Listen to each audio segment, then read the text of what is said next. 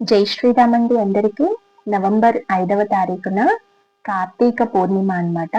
ఈ కార్తీక మాసం అంతా శివకేశవులు ఇద్దరికి ప్రీతికరమైంది కదండి.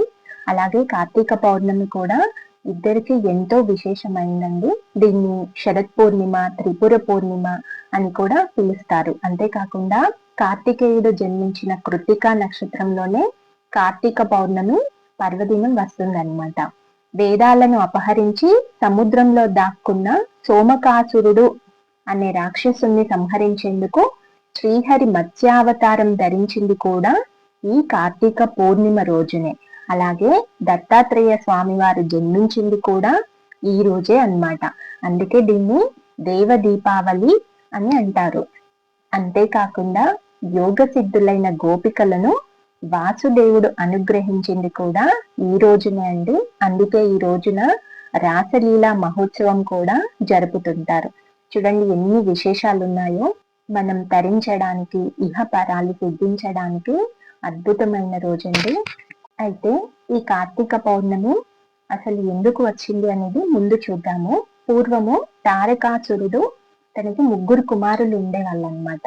వాళ్ళు బ్రహ్మని మెప్పించి, బ్రహ్మ కోసం తీవ్రమైన తపస్సు చేసి ఆయన్ని మెప్పించి ఒక వరం అడుగుతారు. ఏంటి అంటే వాళ్ళు ఎక్కడికైనా స్వేచ్ఛగా సంచరించగలిగేలా 3 పురాలను వరంగా పొందుతారు.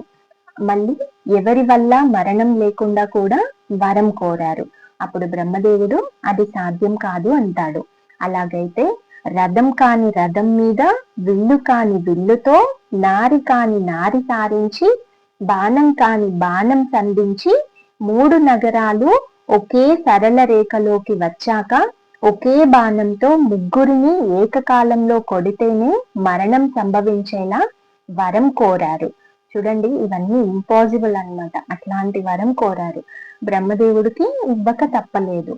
తర్వాత ఆ వర బలంతో, గర్వంతో ఆ పట్టణాల్లో వాళ్ళు సంచారం చేస్తూ, త్రిపురాలు అంటారనమాట, 3 పురాల్లో ఉండి ఆ లోకాలన్నింటినీ అల్లకల్లోలం చేస్తూ అందరినీ నానా బాధలు పెట్టడం ప్రారంభించారనమాట. ఆ బాధలు తట్టుకోలేక ఆ లోకవాసులందరూ కూడా బ్రహ్మకు మొరపెట్టుకుంటారు. వరం ఇచ్చింది ఆయనే కాబట్టి నేనేమి చేయలేను అని చెప్తాడు. విష్ణువు దగ్గరికి వెళ్ళమని సలహా ఇస్తాడు. అప్పుడు విష్ణు అంటాడు, నేను నేరుగా ఏది చేయలేను, మీరు శివుడి దగ్గరికి వెళ్ళండి అని చెప్తాడు. అప్పుడు శివుడి దగ్గరికి వెళ్తే శివుడు ఏం చెప్తాడు అంటే, దేవతలందరూ సహకరిస్తే నేను ఈ పని చేస్తాను, వాళ్ళ సంహారం చేస్తాను అని చెప్తాడు. అప్పుడు ఒక్కొక్కళ్ళు ఒక్కో సహాయం చేస్తారనమాట. ఎలా అంటే భూమి రథం కాని రథంగా మారుతుంది, మేరు పర్వతం విల్లు కాని విల్లుగా ఉంటుంది, ఆదిశేషువు అల్లెతాడు కాని అల్లెతాడుగా, అలాగే శ్రీ మహావిష్ణువు బాణం కాని బాణంగా మారుతారనమాట. వీరందరి సమాహార శక్తితో శివుడు త్రిపురాసురులను సంహరిస్తాడు. అందువల్ల దీనికి త్రిపుర పూర్ణిమ అని వచ్చిందని పురాణ కథనం అండి. అలాగే కార్తికేయుడు కూడా తారకాసురుడు అనే రాక్షసుని సంహరించింది కూడా ఈ రోజే అంటారు. అతని బాధలు తట్టుకోలేక అందరూ అంధకారంలో దాక్కుంటే అతడు మరణించాక అందరూ కూడా దీపాలు వెలిగించండి, తారకాసురుడు మరణించాడు అని చెప్పడంతో అందరూ కూడా దీపాలు వెలిగిస్తారనమాట. అందుకని ఇది దేవ దీపావళి అయింది. కావున ఈ రోజున మీరు సముద్ర స్నానం కానీ, నదీ స్నానం కానీ, శివారాధన కానీ, అభిషేకం, ఉసిరిక దీపం, అలాగే దీపదానం, ఇలా మీరు ఏ పుణ్యం చేసుకున్నా, ఏది చేసినా దానికి విశేషమైన ఫలితాలు ఉంటాయండి. ఈ రోజున మీకు ఆరోగ్యం సహకరించినట్లయితే సాయంత్రం వరకు ఉపవాసం ఉండండి. సాయంత్రం పూట మళ్ళీ ఇంట్లో దేవాలయంలో దీపారాధన చేసి ఆ రోజు తప్పకుండా 365 ఒత్తులు వెలిగించండి. తర్వాత దేవాలయాల్లో జ్వాలా తోరణోత్సవం అని నిర్వహిస్తారనమాట. అది ఎందుకు చేస్తారు అంటే, క్షీరసాగర మదనం జరిగినప్పుడు దాని నుండి హాలాహలం వస్తుంది. అప్పుడు శివుడు ఆ హాలాహల భక్షణం చేస్తాడు. అలా లోకాలన్నింటినీ రక్షిస్తాడనమాట. ఆ సంతోషంతో ప్రజలు జ్వాలా తోరణోత్సవం ఈ రోజునే నిర్వహిస్తారు. అది చూసి ఆ కథని కూడా గుర్తు చేసుకొని మనం కూడా అలా సంతోషించాలి. ఆ శివుడు ఎలా మనల్ని రక్షించాడు అని చెప్పి ఒకసారి తలుచుకోండి. తర్వాత పితృదేవతల ప్రీత్యర్థం కోసం ఒక కోడె దూడను ఆబోతుగా వదులుతారనమాట.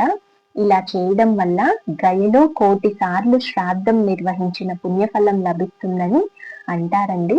అలాగే శివాలయంలో ఈ రోజున నందా దీపం పేరుతో అఖండ దీపం వెలిగిస్తారు. ఆకాశ దీపం పేరుతో ధ్వజస్తంభానికి వేలాడదీస్తారు. ఈ ఆకాశ దీప దర్శనం, అఖండ దీప దర్శనం తప్పకుండా చేసుకోండి.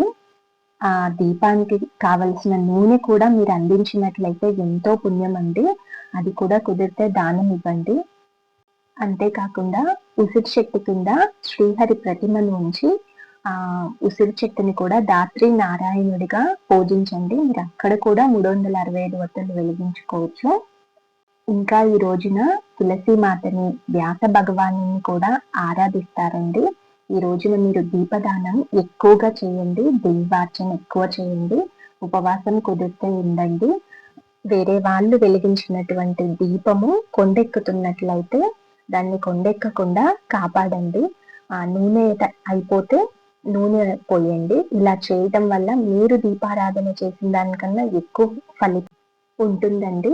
అలాగే ఈ రోజున పురాణ శ్రవణము, భగవత్ సంకీర్తన, భజన, బంగారం, వెండి దానం చేయటము, సాలగ్రామం దానం చేయటము, భూదానం, గోదానం, అన్నదానం, ఇలా మీరు మీ శక్తిని అనుసరించి ఏదైనా సరే మర్చిపోకుండా దానం చేయండి. విశేషమైన పుణ్యతిథి అండి.